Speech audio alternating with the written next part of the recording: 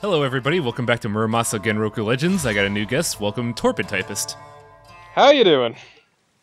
So, you haven't been keeping up with the LP, I kinda understand that, but, the past few DLCs have all been extreme sad, super sad, and it's been speculated that this DLC was created as an apology for how much sad it is, because we are going to be seeing the story of a very despicable person. Good, I'm glad I can be here for something lighthearted. So one of the main characters for the story is Seikichi. He's a womanizer. Oh, good. Perfect. Just what I came on for. Well, it's not gonna be so much as that, so much as poetic justice, as our monk is telling us here. I forget what it's called, but there is a type of fortune telling that looks at features such as facial composition, palm reading, all that like. Need a little touch. I'm just glad that we have our typical elder here to tell you that you're gonna get screwed over for what you're doing. As with every fable. Oh yeah. The thing that makes me laugh is that he says his visage is way out of the norm, and I say, well, yeah, he kind of looks like an ape. I'd say he looks shady as hell, honestly. Look at the way he holds himself and everything. Just... He's very confident in himself. Yes, but he looks like a prick. That's because he really is. Also, I appreciate the monk's sweet sandals. Oh yeah, I forgot. I thought you were talking about Seikichi sandals, but I totally forgot the monk sandals are just like a single plank of wood. Look, he's got something to prove, alright? I have really good balance.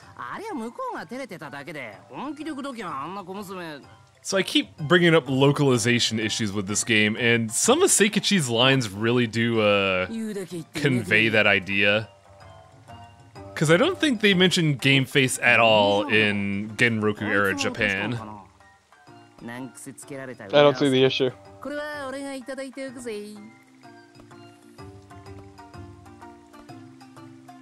don't know, it's localization's a strange, multifaceted beast. Yeah.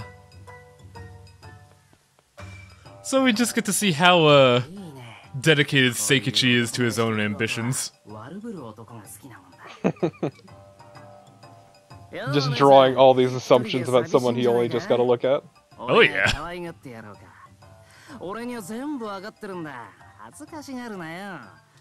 It's just what I say when I walk up to a girl I'm interested in. Do you know I'm really good at fucking? Yay! This one always makes me laugh because why would you even do this, dude? She could be your mom. She could probably kick his ass, actually. Oh yeah, she's a farming woman. She could probably break Seikichi in half. Yeah.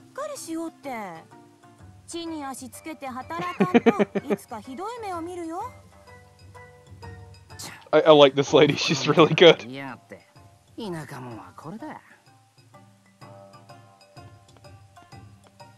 Now that is one of the main characters of the main game up there.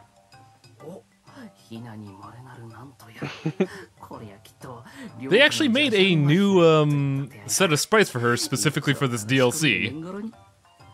Why, I don't know, but... There aren't any of her sitting eating the onigiri? No. Excuse me, the jelly donut? Yes. Eat your donuts, Torpid. No, I refuse. Can't make me. I feel like that's a euphemism, actually. What is? Oh, I feel like she's after my peach. Everything about Seikichi is some form of poetic euphemism. I know, and I cannot wait to see him get struck down. I just love how they make him so easy to hate. It's wonderful, isn't it? Yeah.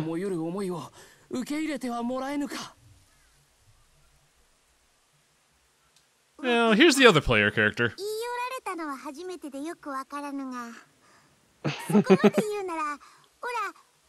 This is the goofiest DLC in many ways.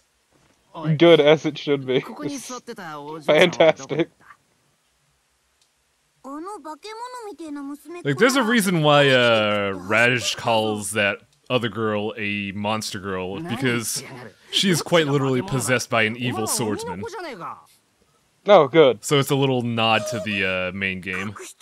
Yeah, hence the name of the game.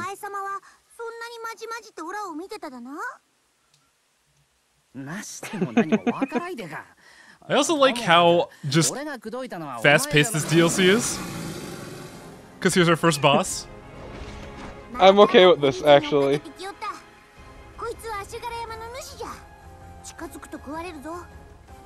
Good, I'm glad we're about to kill a forest spirit. It's not a forest spirit, it's literally just a bear. But this is our player character. Not from the way she described it, damn it! So Rajyaki has she has 2 modes available off the bat, and then she has a third. It's effectively a limit break. But the child form is basically the main game's regular playthrough, except by the fact that she has 3 drop attacks, and a lot of her attacks involve going into kind of a powered up state if you do multiple hits. But you can only get those after getting a couple levels, so you don't get them for this boss fight. Okay. This is technically the this is the child form special ability. Good, I like this. Just going to town with a hammer. I gotta say though, I'm not a huge fan of the child just because the fact that I've been playing as this mode for like 30 plus hours. It's technically the most powerful form, but I don't like it. The other form though is a lot more fun because it's slow combos, this spin, but also she hits really hard in this form and plays baseball. Now there's actually an interesting thing you could do with this bear with that move that we'll see later on. I love her club like a proper Oni. It's beautiful. By the way, the bear's a grappler. Look, they don't call it a bear hug for nothing, okay? Oh yeah.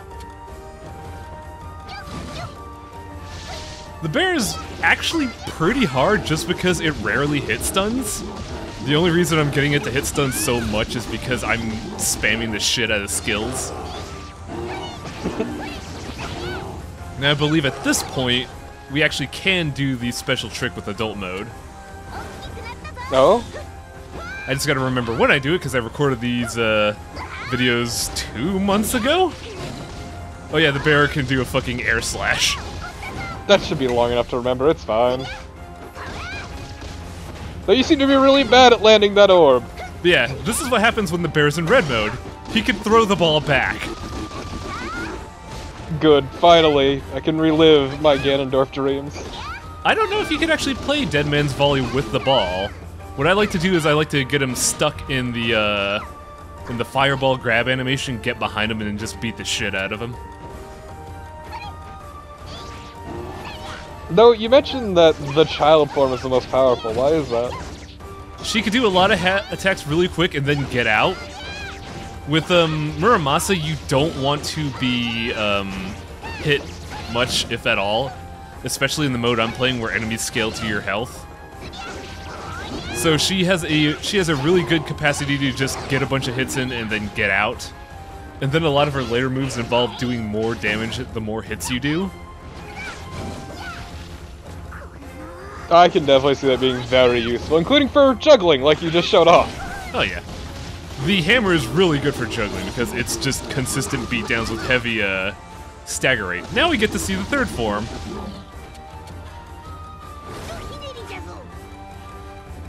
Jesus Christ. This is basically the same thing as the first DLC's character, except this mode's a lot better. Good, a Demon Rush, perfect. She has another move that I don't make use of often because, quite frankly, it's not powerful. If you hold a button, here we go. If you do this and just run around, you can make a giant explosion. But honestly, just punching someone is much better. Also, there's a pig on the battlefield. That's weird. Honestly, the demon mode didn't seem that useful, honest. It's the big use for is that you could do a lot of damage and you're invincible. Oh, I didn't realize you were invincible. That was it. So you do consistent damage and not worry about getting hurt. Why just beating the crap out of this poor boar? The boar is actually a weapon the bear could use, but I don't think I give him the time of day. Not good. I always knew to be afraid of bears and boars together. They're one letter off, so of course they're gonna be deadly. Now the thing about this is that the bear is also very clever in that he knows a fucking dodge roll. I mean, this is already very unrealistic. Bears are not that smart. This bear's an asshole. He's so good at getting to me. I mean, that is accurate, though. Bears are giant assholes. I think here he's gonna get a chance. Oh no, he's not. What are you doing, bear? But I usually like to try and get rid of the boars because they're actually his most threatening attack because they go so fucking fast. No? Is he gonna get it? No, he's going for the air slash. I really don't think I give him the time of day to get that boar. Yeah, luckily this bear's an idiot. He really is. There we go. Oh, Jesus. I think on rebound, the boar could also do damage as well. That's what I was actually about to ask. This bear's... Because that is mean. This bear is a jerk, but he's not that hard to fight, but he's still pretty fun. It looks like a lot of fun just because the combat looks like a lot of fun. Yeah, that's the big draw for me for this game, is that the combat is just satisfying as hell. I mean, it's vanillaware, so I'd be worried if it wasn't fun. I think the fireball actually does damage to me while he's holding it. I never noticed that. Huh. Which is probably why I'm trying to... Oof. Also, a thing to note, when you use skills, you're invincible, so... With 4 health, Yeah, no. I don't want to leave it to chance. You ran that really fucking close, actually. Yeah, this bear is pretty tough. Oh good, only 114 mon. I see how it is.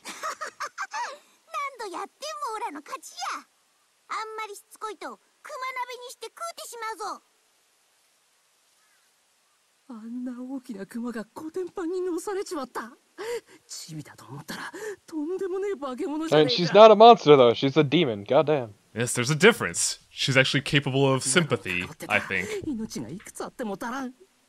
Possibly. I mean, maybe a bit crazy, but when you're an incredibly powerful Oni, it tends to happen. So this cutscene makes me laugh. There's these little vignette moments where you have to, like, talk to people and do things.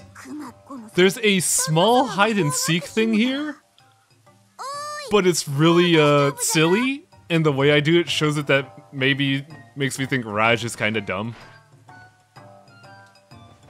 You say kinda like that isn't already firmly established at this point. Like, you can tell right here. Seikichi's right there. But you can't progress the story until you examine everything else. So even after you find him, you still have to do this. Good, I actually really like her now. It's like, oh, I found you. Are you here?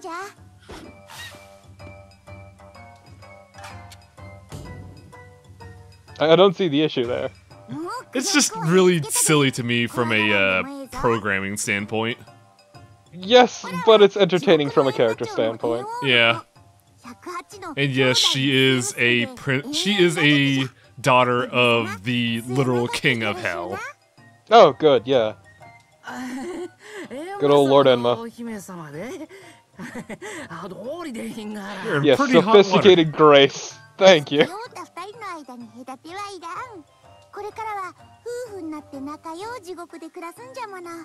I just love how goofy this DLC is. It's just a really dumb and fun story. I do appreciate Raj being dumb as a sack of bricks, really. I think she's more,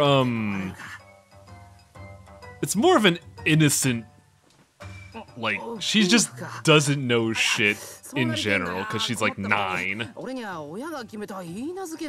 Innocent and just dense. Yeah. Like, it's the idea of this is a 9-year-old that thinks she's going to get married and have a wonderful princess life. And then Seikichi's here like, what the fuck have I done?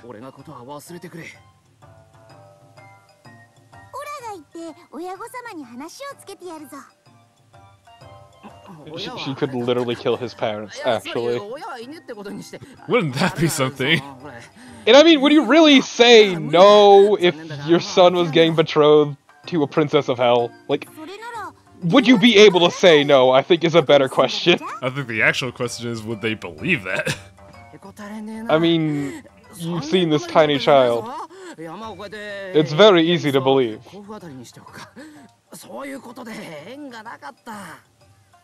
The question is, would the parents be able to voice any sort of objection? So, she also has a goofy little accessory.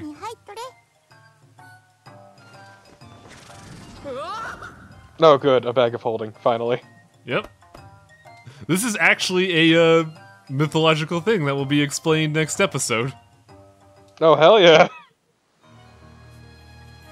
So yeah, the big thing about this is that in every DLC, you go from one place to the other, and this is no different.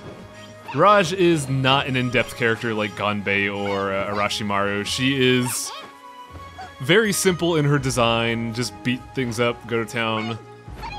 If I ever get to the leveling screen, I'll explain. There we go.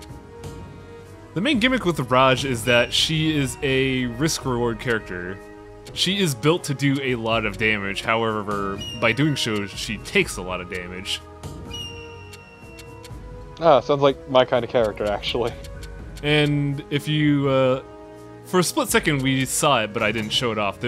We did see that if you get certain skills, child mode does get the ability to get new techniques by mashing it out. But that'll be for next time. Oh boy, I can't wait.